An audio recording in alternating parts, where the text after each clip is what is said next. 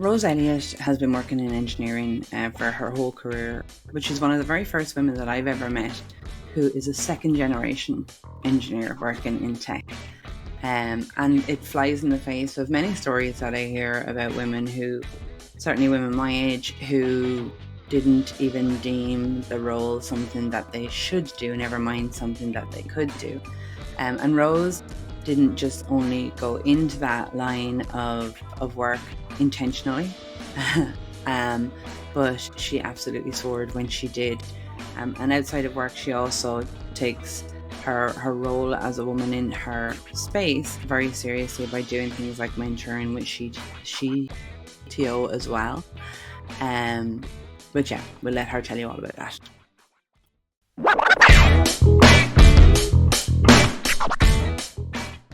So I always think it's interesting for people to hear people's background stories to the point of where they're at now, and then everything makes a little bit more sense if you're comfortable with that. Sure. I mean, how far back would you want to go? You make it sound like you're hundreds of years old. Not at all. I'm getting close. But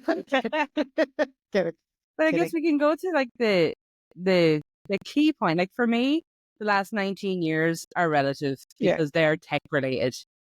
But prior to that, everything else I did helps in the tech realm, but isn't particularly relevant unless we're talking about like what we studied.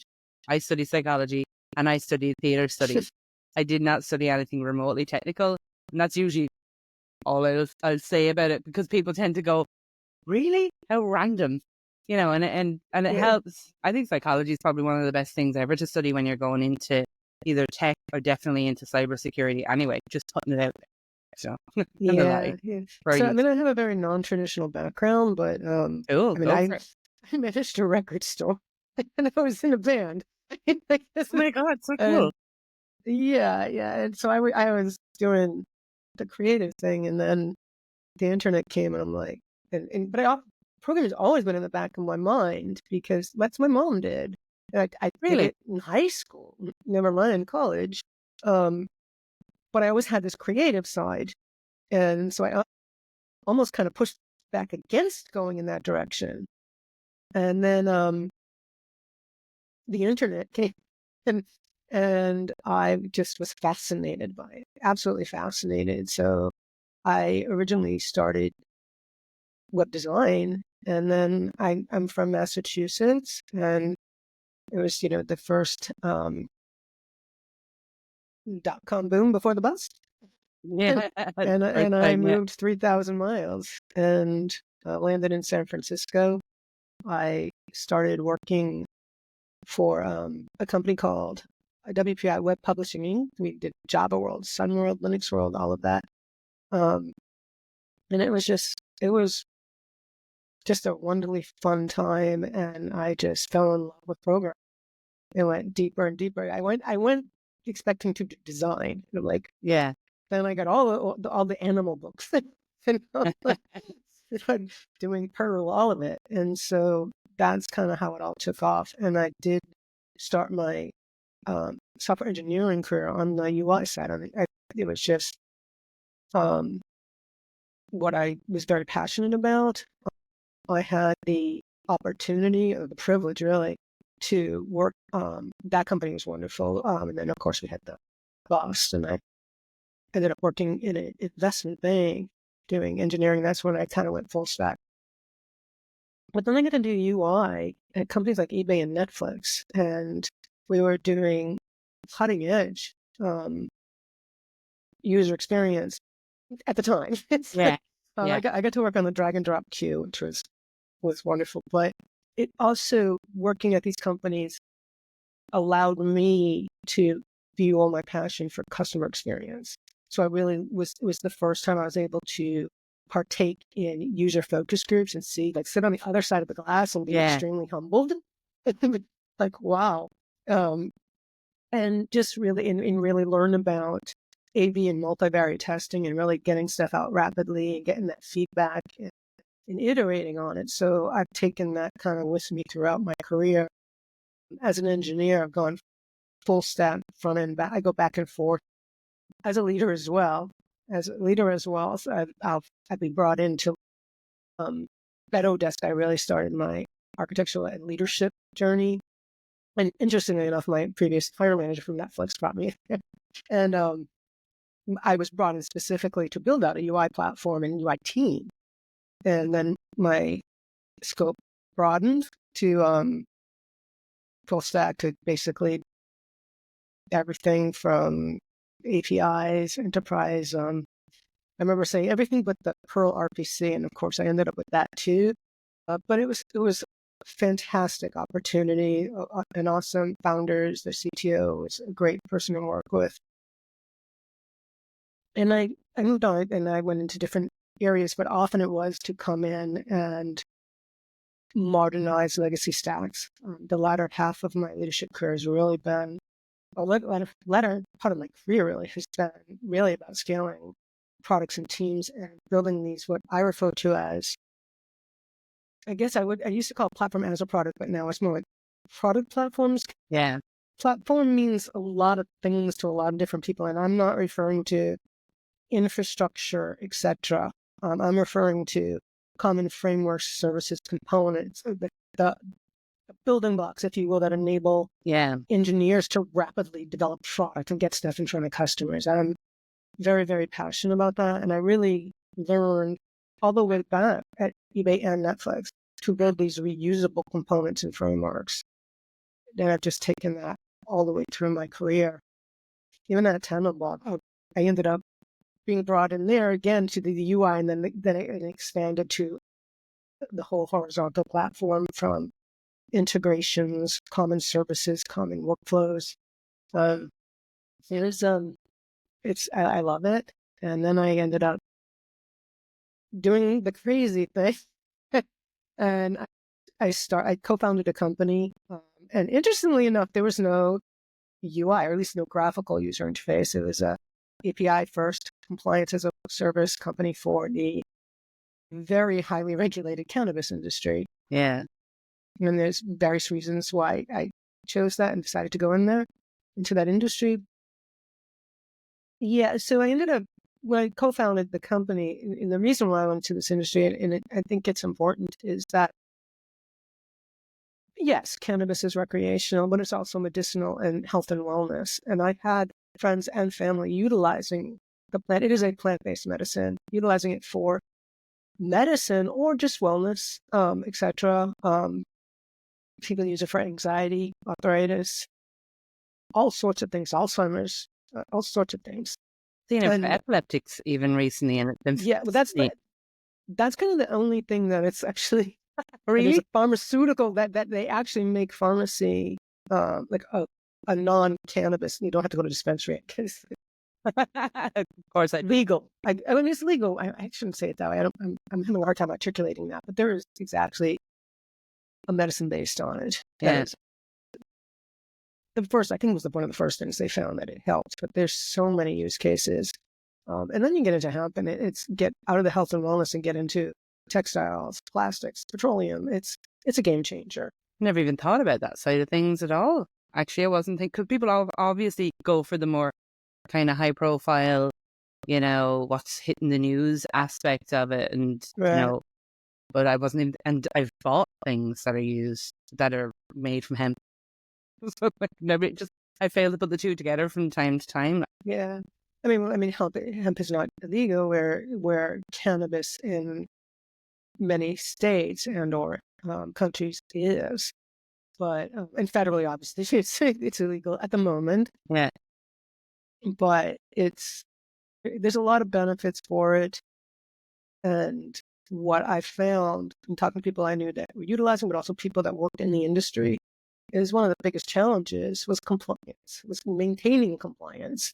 It's not only difficult because it's so difficult, it makes it really expensive, and it's very easy to fall out of compliance. And then that can literally, it can, cost a few grand, it can cost a few $100,000, it can put you out of business. So that's when I got an idea of like potential solution that could help some. And so I made the decision and started Applied with the company we took that from ideation to revenue generation, and then we were acquired in early 2023 on a strategic acquisition by a company called GreenCheck, which is where I am today. And yeah, we're knocking it out of the park. And happy to talk about GreenCheck and what we do there and how we actually fit in there. Yeah, I love that. That's a really, I love hearing people's career paths, because sometimes when people tell you where they began and where they ended, it doesn't make any sense bridging the two of them together. And when you start threading it all together like that, it starts to make sense for somebody. I'm thinking of people, whether they're at the beginning of their career or whether they're later in their career and they're thinking about changing it. What I love about the way you speak about software engineering, because it gets such a bad rap as a boring job, or like you're all hidden in the dark somewhere and everyone goes, when you turn on the lights, most software engineers I know have really great personalities, and some of them even like the life. I'm only joking. But, it's nice to hear someone talk about it in such a all-encompassing way. And you mentioned as well about the customer experience part, because when I only began working with software engineers while I was in Tenable in any real depth, and I began to realize that they don't always see the end product side of things. They might see their part or understand what they're supposed to do, depending on how big teams are and such. They don't always see it, which blew my mind, because when you do it in college, you get to see what it is that you're making all the time, and it makes sense. So the idea that you may work blind. So then, when it comes to GreenCheck, then I guess, yeah, do tell us a little bit more about what they're doing or your role in there. Yeah, tell you a bit about GreenCheck. GreenCheck sits at the intersection of fintech, cannabis tech or Canatech, and data analytics. And we play a real crucial role in enabling legal cannabis operators to obtain financial services, or flip that on reverse, we enable financial institutions to serve legal cannabis operators. So it is not illegal for them to do so. However, it's highly risky. Yeah. So what GreenCheck, core part of GreenCheck product, was able to mitigate that risk by ensuring that the money going into the financial institutions from these operators was legal compliant sales. Okay. We'll also help with their BCA services, et cetera, setting up their compliance programs, their cannabis compliance programs, automated reporting into FinCEN, et cetera, and of course, analytics on. We recently launched portfolio management, expanding that so it enables that financial institution to gain actionable insights on all of the operators that they're servicing, and they can actually utilize that to say, do I want to service this new potential customer, et cetera. So it's very key. And the challenge, just so you and others understand, that in cannabis, compliance is challenging anyway, but in cannabis, it is literally a patchwork of legislation at every level of government. Because some will say, oh, well, it's state to state. No, it goes all the way down to the local jurisdiction, Right. And it's changing. And so ensuring that, for lack of a better term, all the I's are dotted, T's are crossed, and everything is on the up and up, enables, one, the financial services businesses to service these legal operators, but it also enables the operators to obtain financial services. Yeah. Because I don't know if you've heard, there's a big, just today in the news, there was a shooting because some of these businesses operate in cash, making them big targets for bad actors. So it's very important. But GreenTech has grown, and they acquired, not that's we, but it was they when they acquired Complied. And at the same time, and we actually integrate with the state contracted track and trace system. So that's the value chain, supply chain, clients on top of that. They also acquired a company called Paycook, which is now the GreenCheck Direct product, which enables these legal operators, whether cultivation, manufacturing, et cetera, to pay each other. And so B2B payments, if you will. and they recently launched a marketplace so that these operators can obtain other financial and or business services. So it's really exciting. It's an exciting space. It's an exciting time to be in it, although it is a very nascent and rapidly growing industry. So that adds additional challenges. Of course, yeah. And I fully expect there'll be other, I don't know exactly how it works in the States, but there'll definitely be other countries that are going to start bringing that on board and want to use similar tools too. I mean, that sounds like you're really dancing the dance with a complex setup beyond anything I know. Anyway, there, just even listening to you explain, I was thinking, well, surely the biggest risk there is, that you sell it to somebody internationally and that can be, but that sounds like way down the list of worries. You can't even sell across state lines in the United States. Wow. I mean, even from a legal state to a legal state, you can't because it's federally restricted. So that's a felony. That makes the development end of it then especially complex then too, with all of your, like, I guess your data traveling and understanding where all of the information is at any particular time then too. Sounds really cool. It sounds like a great big Rubik's Cube. And not that I like Rubik's Cube, but to some extent, yeah. So you've had years working in all of these different domains, and it sounds like it gets much more complex as you seem to be not afraid of the complexities of it. Like you're well wading into it, kind of looking for the challenge is the impression that you're given. But you've had this time cybersecurity, in compliance, and then in fintech.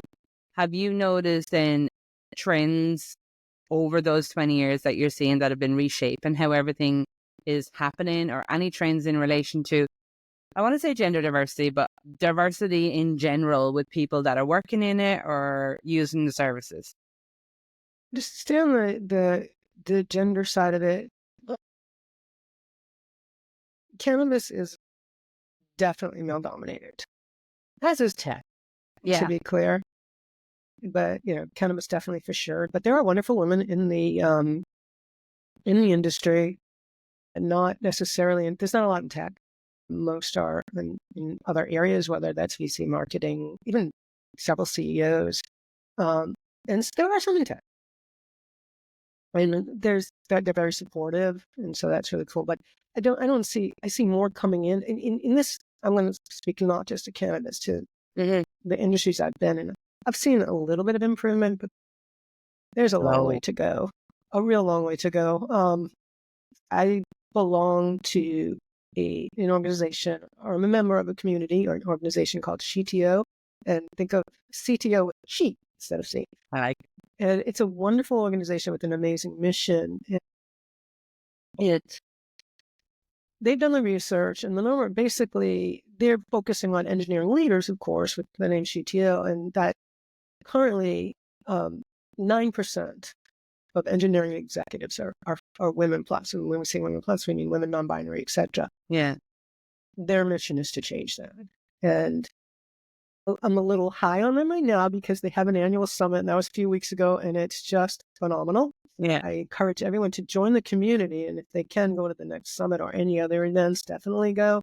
But they have a mentorship program that I partake in. I also mentor outside of that. And an accelerator for those women plus engineers entering leadership and wanting to move up the corporate ladder. That's really cool. It's really cool. I don't think there's other orgs I see as well. Yeah. I don't think we can ever have too many of those kind of resources. And I'll make sure that when the podcast is being posted, that we have a link for it in there for people to look it up too. But I like that. Like you talk about the percentages. I know we have a group. I think it may be a global group, but I'm just aware of it on the Irish and some of the European countryside. It's called like the 30% Club, where they talk about like C-levels.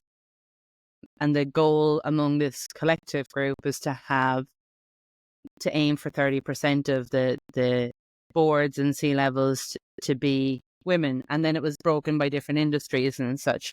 And I think on the tech side in Ireland anyway, we've hit the 30%. We're over it, on target or ahead of target.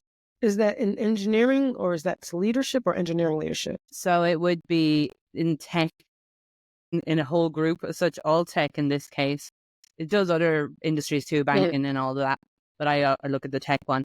in the tech industry, and it's only for like C-level and board level, all the top level roles, as such, exec roles, to make sure that there's representation there. Because well, at least I know how it works. Like, you don't see them, and then you don't think about whether you can do that or not. Which I love. In the beginning there, you mentioned that your mum was a programmer, which, firstly blew my mind, because I don't know many of them that are much older than I am. So it's like, okay. And that, I wonder, like, do you think that made a difference to you with regards having that visibility? If you can see it, you can be it. Did you ever think you couldn't? No, that's where it kind of blew my mind a little bit, because it never occurred to me I couldn't do this because my mom did it. Yeah. And then I didn't realize until I got into it that there is a shortage, that there is not only a gender gap, but there are moments where, I personally had to learn to really advocate for myself and be assertive. And yes, I very well understand that, because I have 2 X chromosomes that may be called aggressive. But there's certain things I had to. It did blow my mind after I got in. But I want to be really clear. I had some wonderful experiences. I've always, as an engineer, prior to going to leadership, I was always one of one or one of two on a team. And my colleagues were wonderful and very supportive. I've heard horror stories. I know they exist. I know they're real. But I did have a pretty good experience. But that's great. That's great for anyone to hear that too. And I'm more about, like, whilst it's always very interesting to hear people's horror stories as well, I like to take a minute to hear about the ones that were great, because they exist. Because I think a lot of women kind of coming into the industry, if they're only hearing the horror stories, they're not going to come into the industry. Why would you? Why would you go in thinking that you're going to be targeted in many different ways? Like, I've often talked about, like, a lot of the best, I've had a few mentors over the years, and all of them have been male. And the ones that have been responsible for helping me make significant changes and, significant improvements have all been male. So, and I've had great male colleagues as well, and I've learned a lot from them too. So I think it's not all negatives, but it's important to acknowledge that there can be difference. And, I think that's where you reach out to the people who have, when I say been there before, I use my inverted commas, because I mean just that they're in the field longer. I know I had to learn to do, like you were saying about advocating. I was a quiet little mouse when I started, and I had come from, like, I used to work in catering and bars and such. So I was so used to hearing all kinds of things that I no longer even heard them. So when I was in the workplace, if anybody said anything like that, I felt somewhat immune to it, because I didn't even notice them saying it. But I also found that it took me years to understand that that wasn't appropriate in a workplace like that. Do you know what I mean? So I didn't do myself a favor in that way. But then when I started to kind of stand up against it, then, I've got years of, well, why didn't you have a problem with it before then? So I've done it now, and I understand, and I've seen through those circumstances. And then doing things like being a hiring manager, you'll have dealt with other people's problems, and that's a whole different viewpoint. And I know a lot more about how we can support them, and what regulations are in place, and what's appropriate, and how to change behavior, and all of those kind of things, which makes it easier to have those conversations now. Right. And that's interesting, because I did notice, and I mentioned, like, as an engineer, I had all these really good experiences, and I had a mentor too that helped me speak up. I think I'm supposed to give shout outs. He hired me at Netflix, and I followed him to a startup, and then he brought me into Odesk, which is now Upwork. I'm going to shout him out, Sean Kane. He's wonderful. He was a great leader. He is a great leader, but I don't work for him anymore. But one of the pieces of, whenever I was leaving a company, I left the startup that we were in, was during 2008 bust. He would always give me a little piece of advice, and he said to me one time, and this has stuck with me: when you feel strongly about something, push harder, because your intuition is great, and you're almost always spot on. Yeah. But I was on the push, forget it. That's what you want to do. What the heck with it? Yeah. And so I've learned, that's where I've learned to get a little bit more assertive, push a little harder, but obviously be open to other people's opinions, of course. Yeah, but choose the rock you're going to die on, as we would phrase it here, is such. Like, yeah, exactly. I remember I used to be so quiet and so terrible at standing up for myself that I invoked my sister, as I might say. So the way I looked at it, like, if somebody spoke to me in a way that I wouldn't allow them to speak to my sister in that way, or she would like come at them, as we'd say, if they were speaking to me that way, then I shouldn't allow somebody to speak to me that way. But I found it really difficult in the moment with confrontation. I was never very good at it. So I used to stop and take a deep breath and think, what would she say if I had to go home to her and I had to say that somebody said something or did something and I said or did nothing about it? You know, not allowed it to happen, but I didn't stand up for myself. What would she say, or what would she have said in the moment? And I found that I've used it, like I've pretended almost like she's been in the room with me in order to get enough courage to stand up to somebody the first time. And then you learn that mostly they don't come swinging at you. Mostly they're just frustrated or annoyed, or they'll sulk or go off. You know, it's never, I shouldn't say never. It's almost never as bad as it's going to be. And it taught me that. So I was like, oh, so I could probably do this again and it's not going to be as bad as I thought it was going to be. And, you know, I used that until I got to the point at which I realized that I was quicker off the move than my sister even would have been if she was with me. But it gave me that kind of that nudge or that validation as a really, really quiet person who hated confrontation to do it in the first place. And it was a long lesson, but it worked. Yeah. I think it worked really, really well. I think I ran into more issues as I went up the ladder. I'd imagine, yeah. And going into the leadership meetings. And that's where so I don't know what to call what I experienced, but I remember reading the book Lean In. And I got a lot out of that book, but I didn't experience a lot of it. But I obviously internalized, because when I got into that meeting and ran into where I was sitting in a meeting and where the male is basically repeating everything I just said, as though I didn't just say it. And I remember I'm not very tall. It's kind of polite way to say. So I get up there. I started doing all these things, leaning in, being more assertive, etc.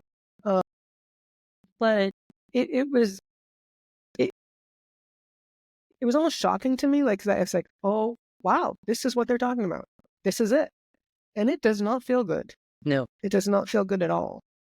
And I won't go into specifics here, but because if I told you, your jaw would drop, and you would just be like, yeah.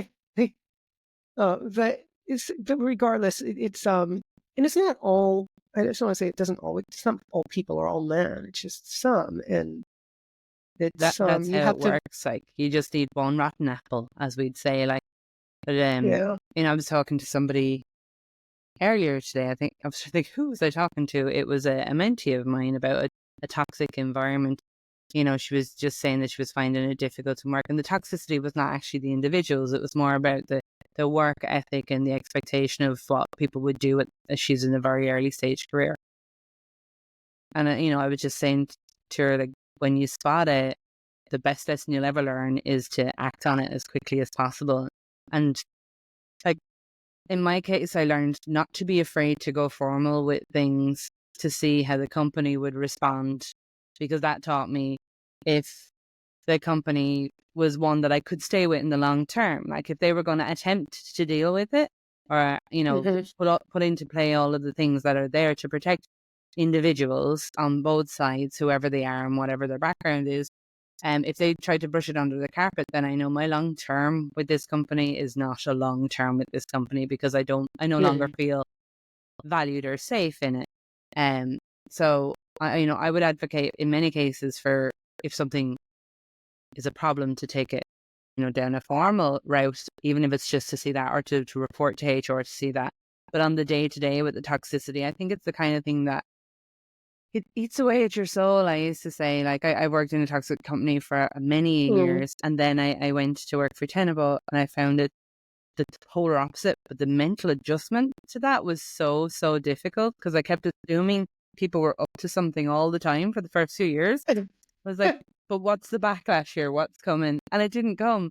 And then I realized exactly how much damage can be done by a toxic environment. I had no real comprehension of it, nothing to compare it to beforehand. So yeah, I know I wandered a little bit off topic then, and we'll come back. No, as the toxic, I've worked in a toxic environment, and it's like what it can do to your mental health is crazy. Yes. And you have to decide, do you want to stay and fight, or is it just better for you to leave? Yeah. But one of the things you could ask, I'm going to kind of turn it around just a little bit, is about trends in DEI. And one of the things I do see, and I think that the trend is going in a good direction, well, it's also going in a bad direction, is that many companies are beginning to understand the value of DEIB programs, that it's not just about doing the right thing or the morally correct thing, which it is, but it's actually better for business. And that's a fact. They've done the numbers, they've done the research, and if you think about it, your customer that your product or services, you're providing products or services for, is a diverse set of people with different perspectives. And to have the people creating that product or service with those same perspectives can only be good for the company. And if we go back to like cybersecurity, not only are your customers diverse, so are the people you're trying to protect them from. Absolutely. And so having that perspective, and I say this, that many companies are starting to understand this, fully acknowledging that there are several very big in the news today that are pulling back those programs. And I think that's, shame on them. And, it's not, shame on them for not doing the morally correct thing, but also they're not doing the best thing for their businesses and their shareholders. No, it feels very naive for companies that should know better. And like you say, the statistics have proven it, and it's a significant difference in revenue gained and productivity and all of that. It's not like it's just 2%.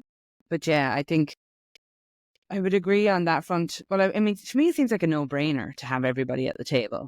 That's why I'm always like so fascinated sometimes when you have conversations and people look like they're hearing it for the first time. And I'm like, did you only live in a house with people that look exactly like you, that are exactly the same age, with exactly the same background, driving exactly the same cars, to exactly the same job? No. Like, did you just not speak to any of them? Because they're everywhere you go, even when you do your groceries. Like, no, they're everywhere. It fascinates me that people don't get it sometimes. And I think sometimes it is cultural. I know, like in Ireland, like I was one of 6 children. Of course I was. We're in an Irish family, but I have 2 brothers and then 3 sisters. And my 2 brothers went to work in tech, one in QA and one as a developer. But I then was the only one that ended up accidentally working in tech of the girls' side of things. So when I was in school, my school didn't teach most of those kind of STEM subjects beyond, well, sorry, that's not true. Most of the hands-on subjects like carpentry and tech graph and all that kind of stuff and computers, as it was then, because it was only one theme, until 2019 when they got a new school. So very, very late in the game. But it wasn't the done thing. Like, it wasn't cool. It wasn't something that women just did. And we were even to the extent that we were told that, like, it just wasn't within our capacity mentally to be able to do it. But boys also, like my brothers, also weren't taught how to cook or change nappies. And we did that for our younger siblings. It's just culturally, that's just how things worked here. I mean, it feels like 100 years ago when I say that out loud. But in my house, I've got 4 boys. None of them have any remote interest whatsoever in working in tech at all. But all of them can cook and change nappies and change tires, cars, and do all of those things because it's everybody's job to do it. And, I think I want it to be a case that their view of the world isn't as insular as ours. We were taught for ours to be. I mean, mine has opened up even in the last 5 years. The things that I've learned just in speaking to people in different countries, not even getting into anything political or, topical as such. It's just been fascinating. Whereas, to them, it's been a little bit, it's more natural. And I see hope then. I mean, I don't see the 50-50 ratios before I retire. Not that I'm retiring early, but I still don't see it happening then. But, I see hope. I see hope in it from there. Like I said earlier, it never occurred to me that I couldn't or shouldn't, because not only was my mother doing it, in school, in high school, I took a little, and I also did have to do the cooking and the sewing. Yeah. But that might have been pre-high school. But anyway, the guidance counselors, they all told me, program, that's where you got to go, because that's what my aptitude was. So I was constantly being pushed in that direction. And I actually pushed back because I wanted the music was the thing for me. Until I found I could do what I could do with it. When it became something more than the, small little tasks that I was learning, that I could actually do really interesting, build interesting things, things that were cool, that were useful, that were exciting. And of course, the UI, you get the immediate gratification. I wrote some code and it did this thing. So it got really exciting for me. So, but it literally never occurred to me that as a female, I should not be doing this. And you said that your interest originally was on the music side of it. Was it writing or playing, or what aspect of it? You were in a band. What'd you do? Well, I was always into music my whole life. I mean, before I did music, I grew up in the Northeast in what we refer to as three deckers. And I always felt a little bad for my best friends lived upstairs, and and the guy who had the bedroom above mine, that's a boy. He would always say, "So you really like that band, don't you?" So fortunately, my taste in music wasn't too bad for him. So I was always into music. I managed a record store. Back in the day, we watched like High Fidelity. I'm like, hey, that was you. I love that. And yeah, so I mean, that's really cool to me. And quite honestly, I wouldn't mind being able to tie those two together. I'm still very much into music. Yeah, very much. And so I don't play in it. But I was in the band. But none you would ever hear of, and we were kind of alternative kind of punk. It sounds cool. I'm like, I want to see pictures of that. Maybe not. I mean, there's creativity. It was a long time ago, and there's creativity in what you're doing, in the creation of what you're doing too. Like it doesn't. That's where I needed to do. I needed to tie that mentally, and I did. When I started really getting into it, I'm like, this is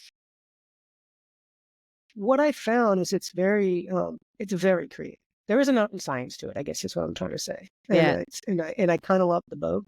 Yeah. And what I'm actually, if you think and I'm probably saying something you already know that everybody in the world already knows, but every time I learn something new or observe something that I wasn't really paying attention to before,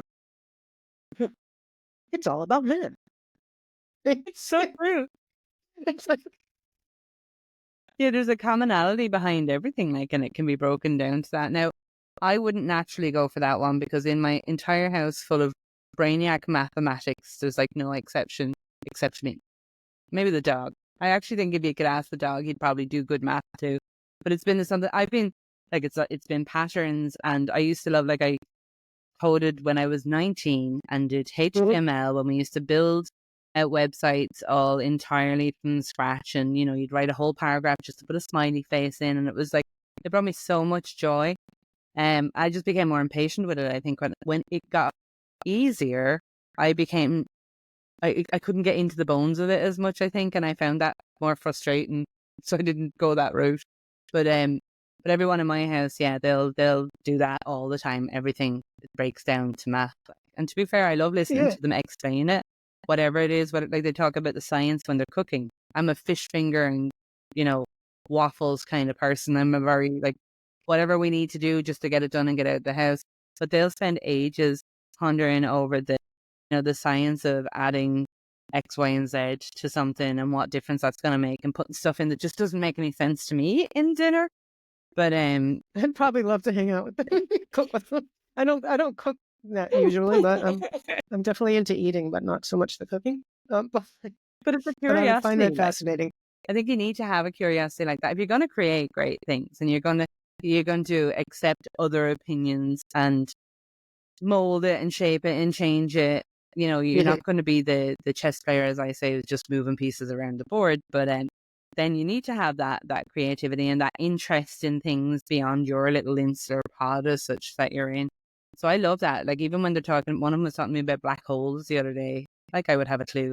But he sat down with a piece of paper and he started drawing pictures and explaining everything to me. And that was just, his excitement was enough. I was like, okay, tell me all about black holes. I want to hear this. And That's I awesome. think whatever you do then, if you're coming at it with that kind of energy, like, even if everything you do fails, you've discovered things that don't work. So you're still learning something. Like, and I think that kind of creativity comes from, there's passion in people that do certain creative things, and if they can bring that into a workplace, especially somewhere that has, that is creating things, then wow, like, bring it on. The passion and curiosity is something that I hold very dear, and it's something when I'm hiring, I'm always looking for that. And I remember another thing I kept in back of my brain is when I was interviewing for a company, the CEO, we were talking about something that had nothing to do with work. I think I was running at the time.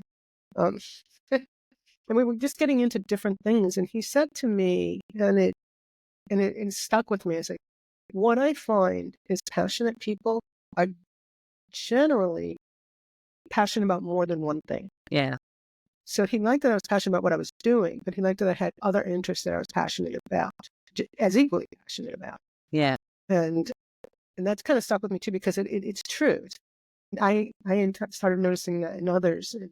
It's like, yeah, that makes sense. I think there's a risk if the only thing you're passionate about is work, then you're a risk to yourself. You're going to become, people talk about workaholics, and I think workaholics are actually a different thing. But if that's the only place you're getting, you're feeding that passion, there's bigger problems at play as such that, you should be able to find it in other ways.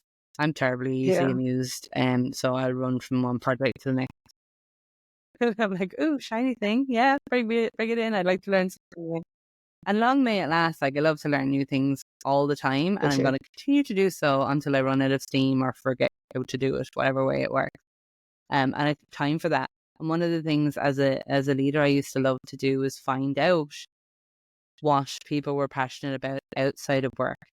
Because if it's a sport, if it's sport that they're passionate about, or if it's theater, or if it's music, or if it's anything else, there's normally a certain aptitude aligned to that you can tune in to the workplace. And it doesn't matter what it is that you want them to do, but you can lean into the same skills. Like, one of my lads is big into sports, but he's like, not the competitive side, which is what you would think. Like, he is competitive. That's not what I would tune into, but it's the discipline and the need for like routine and regulation, and the need for things to be just so, because one of the sports he really likes is rugby. And if you don't do things perfectly, you come out pretty badly injured. But, understand that those things are the things that make him tick, means that I know the things that he'll push against then as well. And then incorporating that in as a leader too. Like, it's like that big puzzle. I shouldn't have said Rubik's Cube. So I have one up there that I've not even messed up because, but you're putting all these pieces together. You're giving people an opportunity to create, and then giving them the fuel to be able to take it even further by doing that. I love it. I've wandered way off a lot of the things that I wanted to ask you, but well, I want to ask you on the leader side of it. So you've got to work with all these different teams, and you've been doing it for a while, and clearly you're well able to build great relationships with people, because I don't want to let you go. But when you've got your side on the technical side of it, and then there's business objectives that need to be reached as well, and how do you tally the two of those things together when people are not necessarily even agreeing with it, or just some difficulties there? Well, let's say first how I align them. And one is basically first understanding that there are business goals, and there's a North Star, and there's KPIs and all of that, and everybody understands it. And then I have, in many organizations, I've used OKRs. In several, I've been the one who introduced them. And I know there were other frameworks. I know maybe OKRs are becoming old school. I'm not really sure, but I like the framework. It enables me to really align the work at the team and the individual level all the way up. as a leader, I want to ensure I'm spending a lot of time on the people that are going into their career, but I want to make sure they have the opportunity to go in the direction they want to, but I have to align that to the business goals, or else, as I said, I'm not gonna send you for piano lessons. It's just, it's not, yeah. that wouldn't help the business at all. But No. Your own time, if you want to do that, that's great. But there's really aligning it. You had touched upon something earlier about where engineers don't all get to see the customer. And I actually,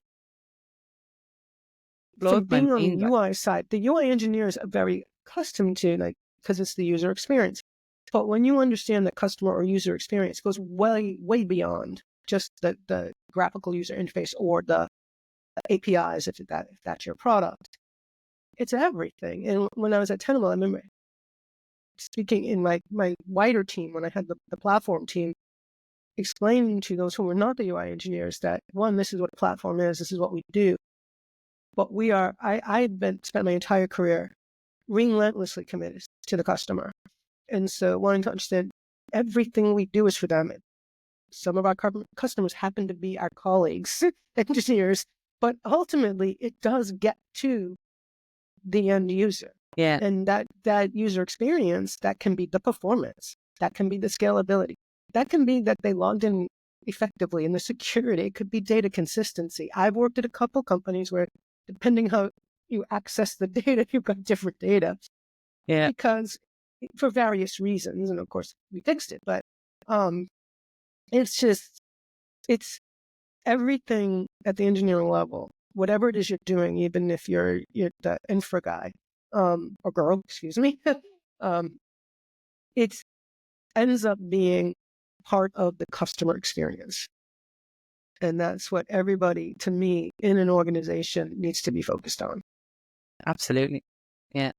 I feel the same way about, I always talk about everything to do with tech. Like, people are talking about AI a lot more now, and there's still, you know, 50% of the camp, but probably a little bit more, are terrified of it, and the others are like, let me go, it's so great, do everything.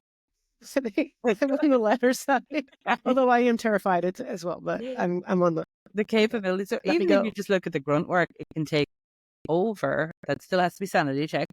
But you know, it can free up. I've never seen it before. I never appreciated before that using AI can increase creativity because you're not doing the boring stuff. And you know, that was the beginning probably of the point for me where I went, oh, hang on there now. Tell me more. Yeah, it's a productivity tool at the moment. Yes, we're not quite there yet. But there's a big gap, like what I talk about all the time, till I'm blue in the face, and I will continue to do so. And I think it aligns to your customer view as well as that. I think in everything that I like to do, or in everything that I think we should do, is if we consider that there's a human at the end of everything that we're creating. And I don't mean that we need to make it idiot proof. I mean that it needs to make sense. Like, so it's even when we're speaking at events about new technology and things like AI and quantum computing, to use all of the acronyms and all of the super technical terms when you know you have a diverse audience is automatically excluding a lot of that audience.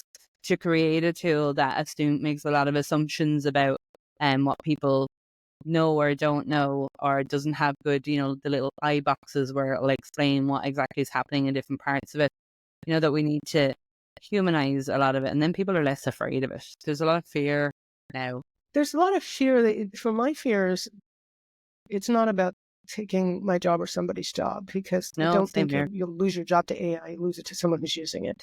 Yeah. But there's you know, IP security and misinformation, but even, or disinformation, we call it here. But there's also biases and I'll give you a real life example. So I know people are saying, like, you know, if it's all men daring you, they're going to be biased, and it's true. Yeah.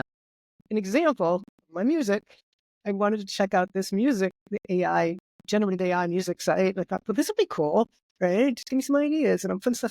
I could not for the life of me get a female singer. No way. I said female, woman, girl. It was always a male singer. And that's a day one problem. Oh my God. It blows my mind that that's even possible when you're creating something now in the like 2000s, 2020 odds.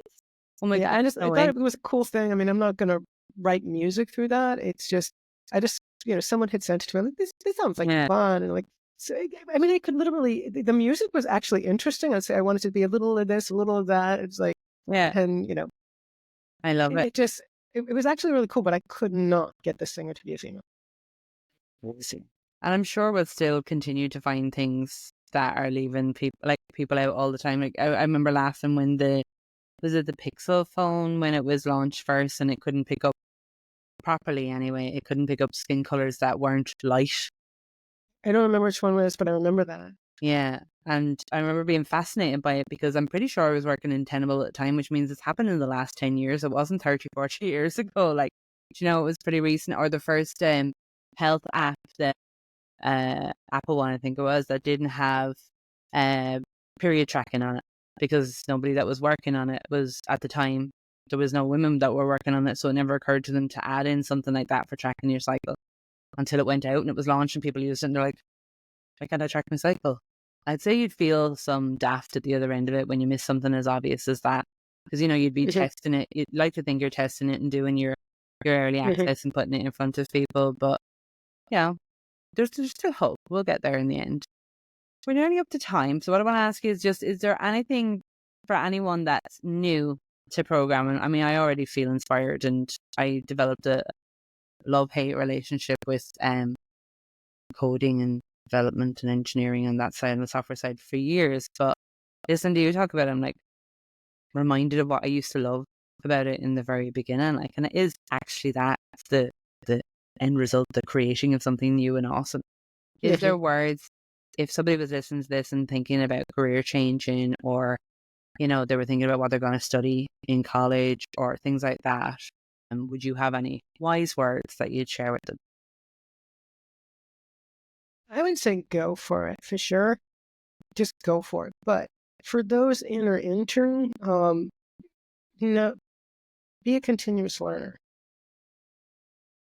In anything, in technology, etc. I mean, honestly, even if you don't enter technology, you're going to be using it. So continuous learning will help you in any field.